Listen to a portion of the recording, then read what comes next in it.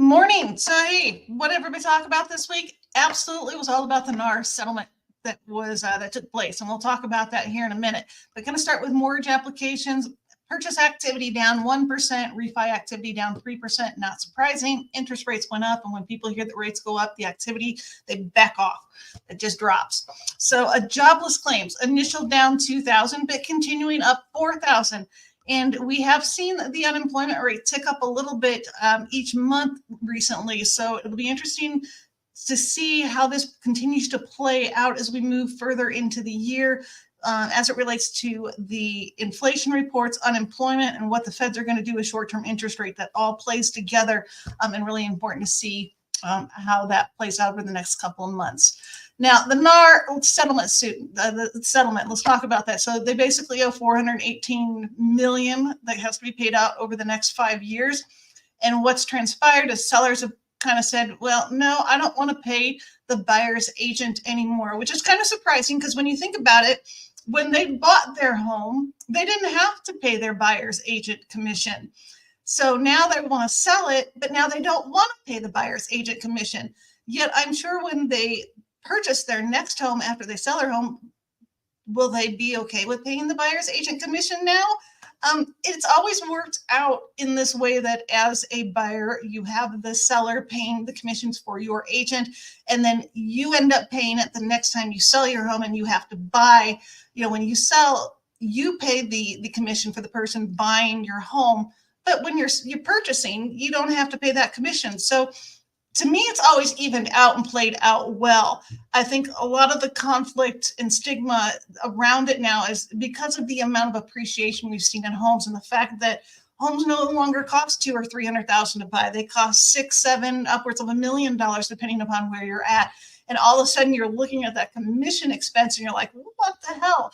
So I get it. But nonetheless, very interesting to note sellers not wanting to pay when they got into that house, they probably didn't pay. I think what this lawsuit really does is just open up the conversation a little more. It's not like it wasn't had before. It just brings it a little more to the forefront. And it might mean that maybe commissions paid out are a little bit lower now. But since homes are worth so much more, how much are the agents losing, by paying just a little less, maybe paying 4.5%, 5% versus 6%, who knows? Be interested to hear what your thoughts are on this. But basically what it does, and you can look at this here, is what affects the, how it affects the industry right now, just some highlights to it. And some people might ask, well, what did the buyer's agent really do in the transaction? Well, really quite a bit. Think about all the time they spend taking you to homes, negotiating that contract, going through the inspection items with you, and representing you on the behalf of this transaction to make sure that you're getting the best deal possible. Do you really think you can do that on your own? I don't know. Those really experienced agents really know how to bring the deals together for their buyers, and I do think they offer a very valuable service. But I understand when you have $1 million as 28,000 or 30,000 paid out to that one agent, is that worthwhile? Is it a reasonable cost? So it does bring this discussion to the forefront. Now let's talk about the housing market, because I will tell you, February was really good for the housing market. You can see this is housing starts and permits, everything up month over month for single family homes. The starts, the permits, and completions. Activity really good for February, and you can pause this and take a deeper dive look into this chart. But numbers good, and this also translated into existing home sales for February. It was up 9.5% month over month, and the expectation was that it would be down 1.5%. So very good to see this. Median home price at $385,000, but again, that is the national number, so up 1.6% month over month. Remember, Colorado is much more expensive. Our median and average home price are in the 600,000s, but inventory units did tick up to 1.07 units versus 1.01. That's in the millions. And then the inventory supply just a little bit higher because of that. So that was good to see, but slightly longer days on market from 36 to 38%. Now, one thing to note, and I did see several social media posts on this, 20% of a home sold over list. I mean, I did see one where it was sold 72,000 over list, so very interesting. And then the cash buyers now make up 1/3 of those purchasing, and investors ticked up quite a bit from 17% to 21%. So also this week, we did have the Fed meeting. No surprises here. They didn't commit to any cuts at this point.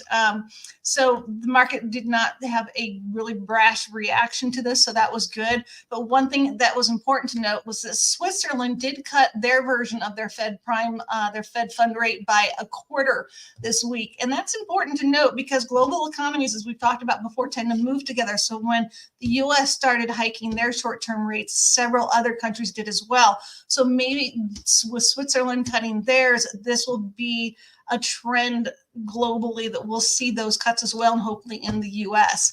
So now let's take a look at the charts. You can see we have had a good week. So right now I am seeing interest rates just below 7%, which is really nice to see.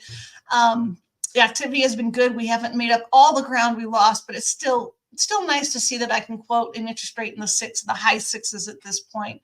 That should increase in some activity. If you have any questions, please do reach out to me. I do appreciate when you like my videos.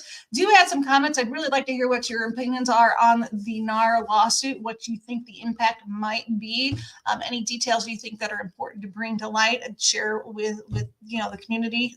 This would be great to see.